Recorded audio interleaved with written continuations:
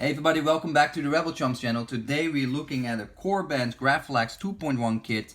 This kit has been flooding the lightsaber community market for a long time by the grace of Korbanth.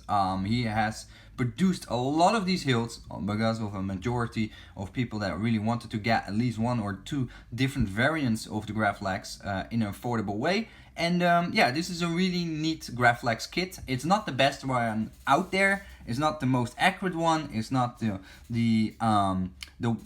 best the best finished on them, but they're really affordable, easy to get. I bought this one secondhand for $125 including shipping from the US to Europe, which is an amazing steal. I really appreciate it of that person that allowed me to buy it from him.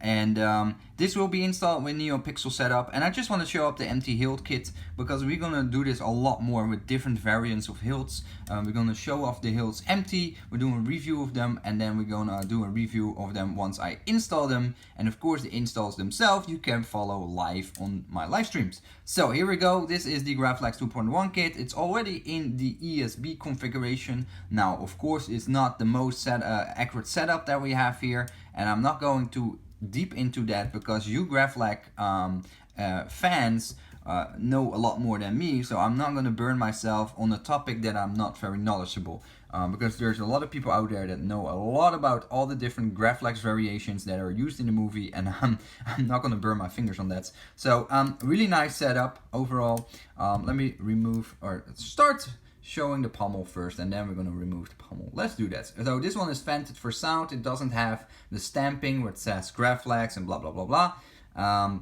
That is because this is more of an FX minded saber, so this was more to install electronics into the lightsaber and not so much to make it as accurate as possible for the, from the movies.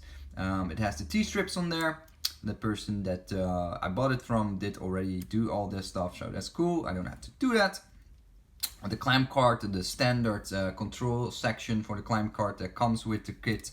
Not the most accurate one. I would recommend getting one from Wonga Wonga, or maybe from some other makers that make these accurate clamp cards themselves. There's a whole bunch of makers out there, but I think Wonga Wonga is one of the very best. Of course, it doesn't say Graflex here as well, because this is truly a Korbanth kit where they just couldn't use the trademarks from Graflex and whatnot. It has a button here. Now the Vader's Vault version that I had and reviewed a long time ago, I actually used this as the I believe the aux switch, when you have to switch it up and down, which I think was pretty annoying. I didn't really like that system. Some saber installers used both buttons here for the main switch and the aux switch. I like that idea more. Some smiths use this section here to put some tactile switch under and then make this a functional control section, which I do like more actually. I do like that idea more than using these ones. But yeah, there's a lot of choices there. That's all in the kit. You can choose yourself. It has the brass pins, it has the bunny ears, and it has this ring here, and the knobs are not grounded down, so if you put a blade in there it will be super snug. And I might do that. I might actually grind them down to make it easier to fit a blade. Now if I am not mistaken, and I might be, I think this is a 1-inch blade socket, and we're gonna check that in a moment. So I'm gonna first disassemble the saber as much as I can. We can start with the pommel, which can be removed from the back. Very smooth threads, so this one is treated with some Teflon grease on the threads to make sure it's nice and smooth. That's also what I'm gonna use on my builds. I'm always gonna grease up the threads themselves to keep them nice and smooth. As you see, the inside really nice, clean milling, clean machining, nothing too fancy or crazy. Just a really yeah, it's a decent product for the price. Now these T-strip things are sticking out in the inside, so if you want to have a removable chassis or something like that, then yeah, you need to work with that. I don't know how I'm gonna do my build yet. I'm still deciding what chassis I'm gonna use. Yes, I'm gonna use a chassis for this hilt because I'm gonna use chassis for all my hilts. Let me open the lever for the clamp card so we can actually unthread this part here, which also has threads. This is the whole handle section or lower section. So it has holes here. These holes are for sound venting of sound, so you could put the speaker in this area and have the sound vents from the sides. Now this particular kit does not come with a closed pommel, but there are closed pommels out there that basically hide the fact that you have electronics in there and make it more accurate to the movie. So nice clean threads, as you see, nothing to complain about. The inside is nice and clean as well. No debris, no burrs. And then we have this section here. This is quite a narrow space here to work with. So let me show you. We're working with a space that is no more than, oh, let me see if I can do that on camera. Okay, there's a bit of a learning curve for me because I'm sitting in a weird angle. Oh, okay, this is gonna be tricky. Come on, can I do this? Is it too complicated for me? Yeah, it looks like it's too complicated for me. Well, I think I got it. I think edge to edge, there's something blocking it. Yeah, edge to edge around 1.0 inches in dimension. So you have to work with a quite small inner space there.